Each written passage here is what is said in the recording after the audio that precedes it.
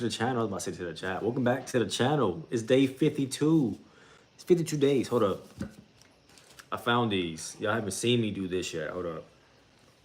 I don't wear glasses because my vision's 20/20. Thankful. Right?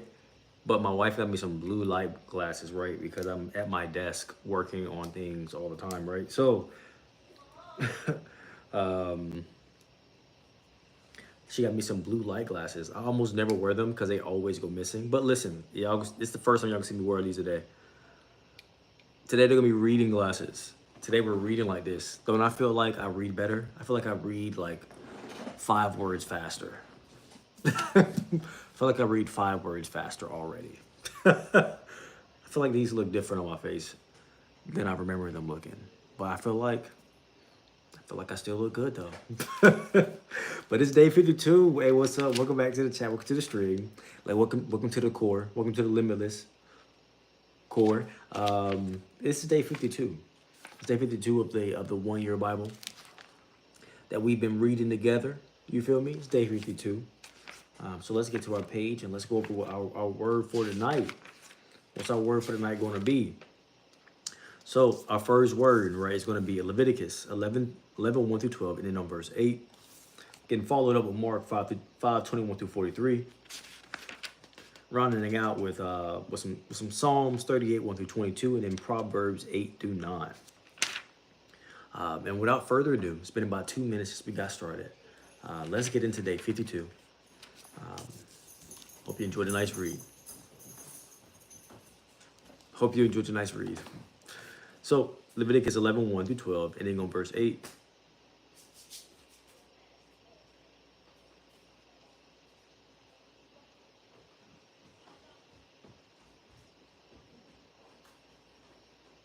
All right, now let's read. All right, Leviticus 1 through 12, and then on verse 8. Then the Lord said to Moses and Aaron, "Give the following instructions to the people of Israel. Of all the land animals, these are the ones you may use for food. You may eat any animal that has completely split hooves and chews the cud. You may not, however, eat the following animals: that have split hooves or that chew the cud, or not both. The camel chews the cud, but does not have split hooves, so it is ceremonially unclean for you. The hyrax chews the cud, but the toes does not have split hooves, so it is unclean. The hare chews the cud, but does not have split hooves, so it is unclean. The pig has evenly split hooves, but does not meet to chew the cud, so it is unclean. You may not eat the animals of these. You may not eat the meat of these animals, or even touch their carcasses. They are ceremonially unclean for you. Of all the marine animals, these are the ones you may use for food. You may eat anything from the water, if it has both fins and scales, whether it has taken from salt water or from the streams. But you must never eat animals from the sea or rivers that do not have both fins and scales. They are detestable to you. This applies both to little creatures that live in shallow water and to all creatures that live in deep water. They will always be detestable to you. You must never eat their meat or even touch their dead bodies. A marine animal that does not have both fins and scales is detestable to you. I can't eat crab legs anymore. It's crazy. These are the birds that are detestable to you. You must never eat them: the griffin vulture, the bearded vulture, the black vulture, the kite, falcons of all kinds, ravens of all kinds, the eagle owl, the short-eared owl, the seagull, hawks of all kinds, the little owl, the cormorant, the great owl, the barn owl, the desert owl, the Egyptian vulture, the stork, herons of all kinds, hopu, and the bat. You must not eat winged insects that walk along the ground. They are detestable to you. You may, however, eat winged insects that walk along the ground and have jointed legs so they can jump. The insects you are permitted to eat include all kinds of locusts, bald locusts, crickets, and grasshoppers. All of the winged insects that walk along the ground are detestable to you. The following creatures will make you ceremonially unclean. If any of you touch their carcasses, you will be defiled until evening. If you pick up their carcasses, you must wash your clothes, and you will remain defiled until evening. Any animal that has split hooves that are not evenly divided or does not chew the cud is unclean for you. If you touch the carcass of such an animal, you will be defiled. Of the animals that walk on all fours, those who have paws are unclean. If you touch the carcass of an animal, you will be defiled until evening. If you pick up his carcass, you must wash your clothes, and you will remain defiled until the evening. These animals are unclean for you. Of the animals small that scurry along the ground, these are unclean for you. The mole rat, the rat, large lizards of all kinds, the gecko, the monitor lizard, the common lizard, the sand lizard, and the chameleon. All these small animals are unclean for you. Even if you touch the dead body of such an animal, you will be defiled until evening. If an animal dies and falls on the ground and falls on something, that object will be unclean. This is true whether the object is made of wood, cloth, leather, or burlap. Whatever its use, you must dip it in water, and it will remain defiled until evening. After that, it will be ceremonially clean and may be used again. If such an animal falls into a clay pot, everything in the pot will be defiled, and the pot must be smashed. If the water from such a container spills on any food, the food will be defiled, and any beverage in such a container will be defiled. Any object which the carcass of such an animal falls will be defiled. If it is an oven or hearth, it must be destroyed, for it is defiled, and you must treat it accordingly.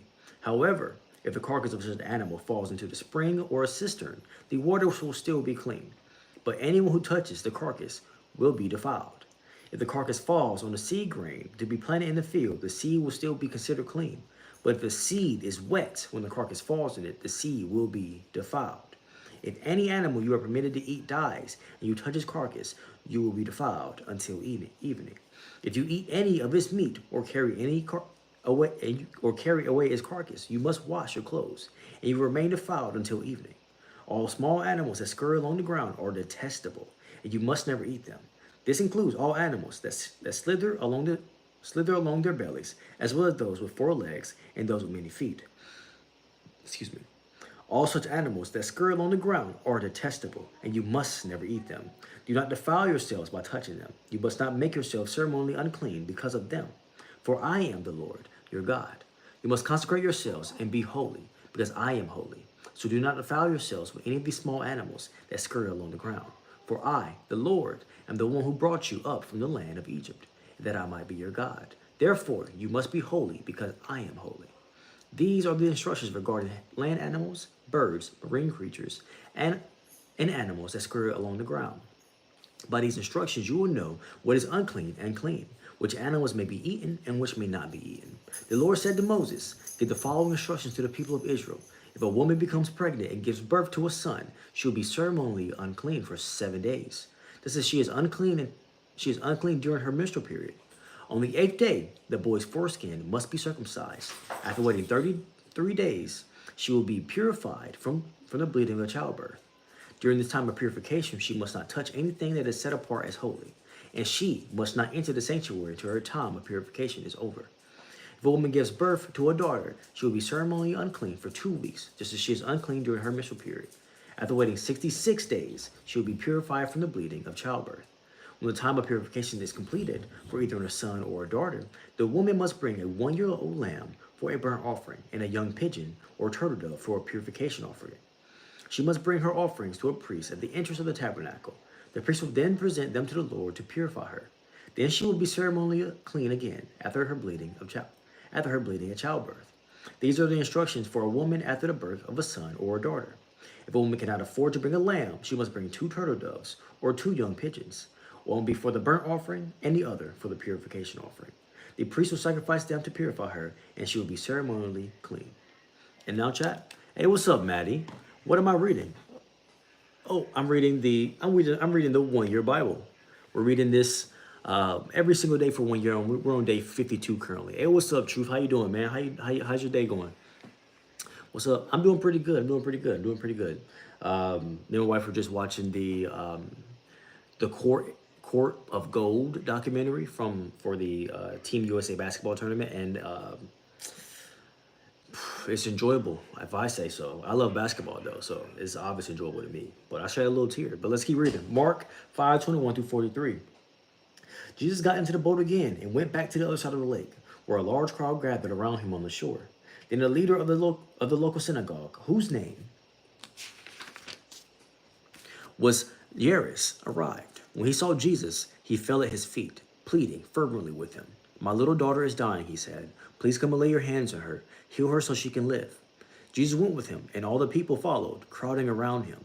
A woman in the crowd had suffered for 12 years with constant bleeding. She had suffered a great deal from many doctors, and over the years she had spent everything she had to pay them.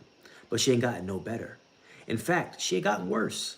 She had heard about Jesus, so she came up behind him through the crowd and touched his robe. For she thought to herself, if I can just touch his robe, I will be healed.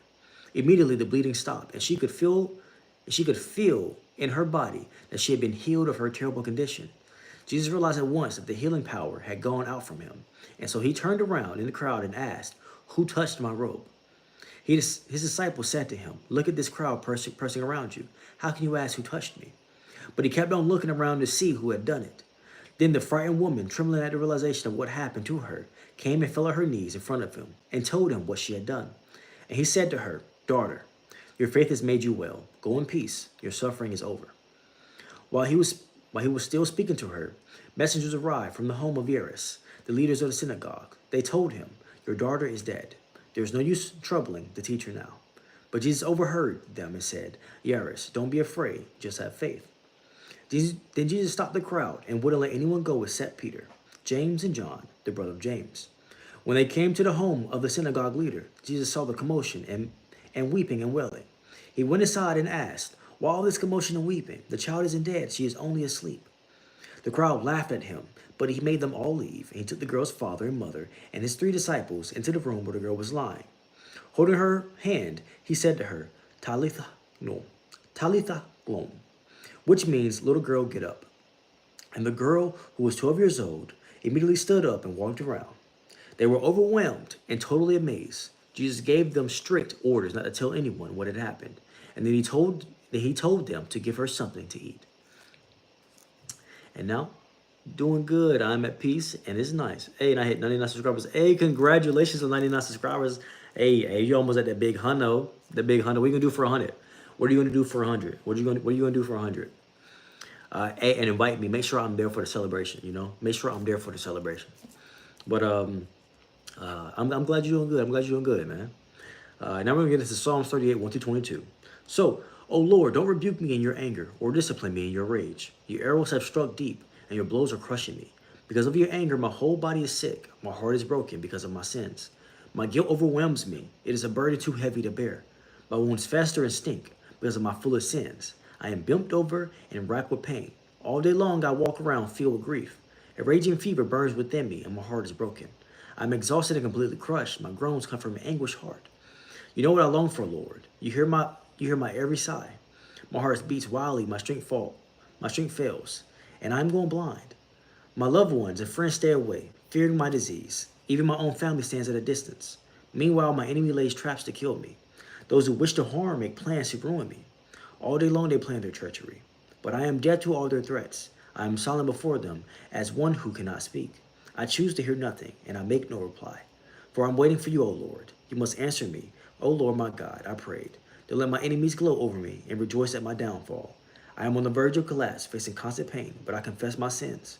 I am deeply sorry for what I have done. I have made aggressive enemies. They hate me without reason.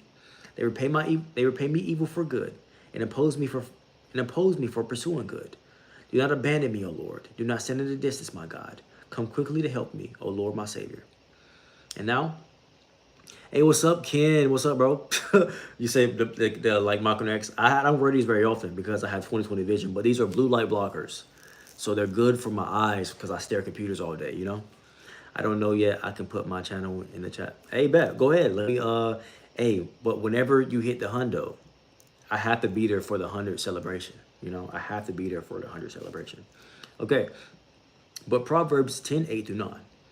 The wise are glad to be instructed, but babbling fools fall flat on their faces. People with integrity walk safely, but those who follow crooked paths will be exposed. And now, at the very end, our excerpt at the very end of our reading today called The God of Resurrection. The God of Resurrection. A young girl lies dead, but when Jesus enters the picture, she has only been sleeping. Under his power, she wakes up. When we examine our own lives, we will likely see something precious that has died. Is yours a dream, a passion, a life of total dedication to Christ? Whatever it is, it does not have to remain dead. There is no person or situation that is beyond God's transforming. Life-giving power. When we invite and allow God to intervene, he can resurrect purpose, hopes, passions, and dreams that you thought were dead. Let's read it one more time. The God of resurrection. A young girl lies dead, But when Jesus enters the picture, she has only been sleeping. Under his power, she wakes up. When we examine our own lives, we're likely to see something precious that has died. Is yours a dream, a passion, a life of total dedication to Christ? Whatever it does not have to remain dead. There is no person or situation that is beyond God's transforming, life-giving power. When we invite and allow God to intervene, he can resurrect purpose, hopes, passions, and dreams that you thought were long dead. And where's wifey Karen? She is talking to her sister right now on the phone. We were just watching Court of Gold. I think that's the name of the special on Netflix. And yeah, I was having a great time. Channel is True 25. I haven't come up with a good channel name yet. Okay, I'm a screenshot. Bam, screenshot it. I got it in my phone now. Screenshot it. I'll be tapped in. Let me know when the 100 hit.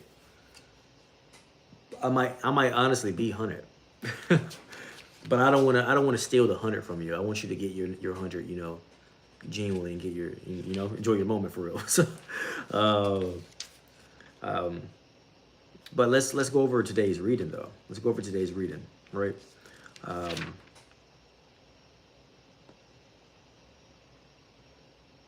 Ooh, that's a bar. That's a bar. All right, this is what we're going. This is what came, right?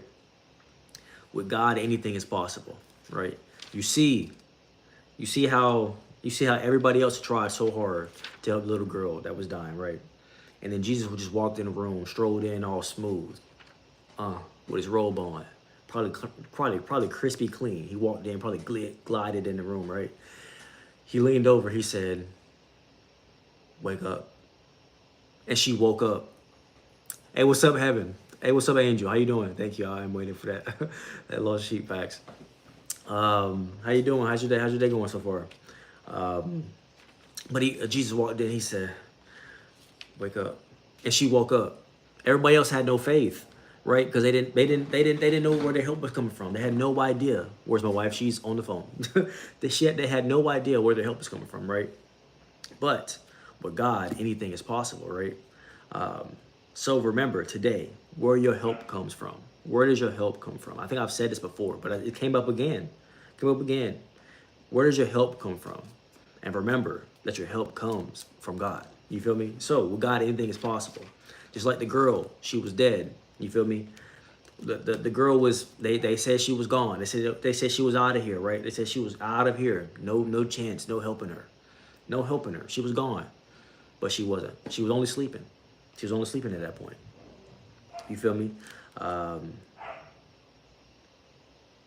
So don't forget where your help comes from. Where does your help come from? Whenever you have an obstacle that you're trying to overcome, where does your help come from? Whenever something doesn't seem like, Jesus walked in and was like, "Girl, get up." He was like, "Girl, get up." Everybody thinks something wrong with you. Hey, yo, get up real quick. Show them what you can do. Oh man, that's funny. But that beats facts though, like for real though. Like, where does your do you remember that you got the best? You have the opportunity to have the best of every situation. Do you remember that the best in every situation is supposed to be the normal? You feel me? Get your wife, be over here. No, she's on the phone. Do you remember that the best possible scenario is supposed to be your normal? You feel me? That the best case scenario is the normal case scenario, right?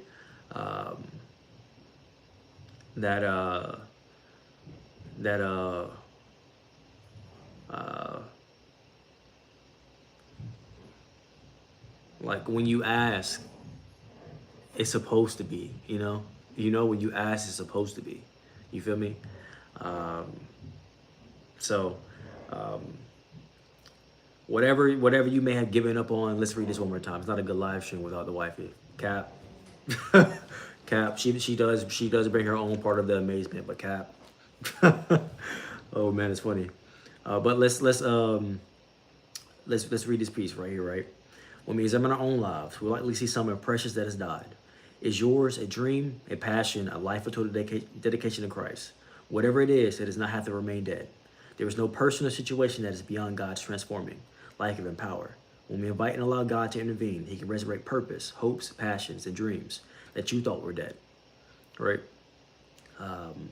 So what did you stop having hope in? What did you stop having faith in? Today I want you to put some of that God energy in there. You feel me? You feel me? Go ahead and get some of that. Go put some of that reinvigorated faith into something that you thought wasn't possible anymore, right? Go ahead and throw some of that in there. You know, go ahead and talk to God about it. You know, go ahead and go. Don't forget that you can talk. You can go talk to God about it. You feel me? Don't forget that, and that's where your helps come from. So why not talk to him? If that's where your help comes from, you might want to go talk to him, right? Because that thing you might have given up on is still very possible. It's still extremely possible, and that's all you got to do, right? I'm not saying it's going to happen immediately. It's probably going to happen in a way that you don't expect, right? But you beginning to start here now is the only way that anything's gonna happen anyways. So you might as well, right? And when it does happen, congratulations. Congratulations. When it does happen, congratulations. But you don't need to thank me, and you don't need my congratulations. You feel me? You need to go talk. You need to say thank you to your number one fan. You feel me? Go say thank you to your number one fan. You feel me? God is your number one fan. Go say thank you to your number one fan, who always looking out for you in every situation. Because your number one fan is saying congratulations. You listened. You ready, and it's your moment. You feel me? So go say thank you to your number one fan, and listen to your number one fan when your number one fan is telling you congratulations that you made it. You feel me? And I think that's how I'm gonna leave today's word. And I'm gonna leave you with he can resurrect purpose, hopes, passions, and dreams that you thought were long dead. Go talk to your number one fan. You feel me? Go talk to your number one fan. Don't stop, pause. Facts. Hey kid, that's a pause-worthy statement right there, brother. I'm not gonna lie. That's a pause-worthy. Hey, at least you caught yourself. You feel me? At least you caught yourself. You feel me? But hey, I'm glad you guys joined me for the night stream. You feel me? I'm glad you guys joined me for the night stream. And don't forget to talk to your number one fan. You feel me? Don't forget to talk to your number one fan. You feel me?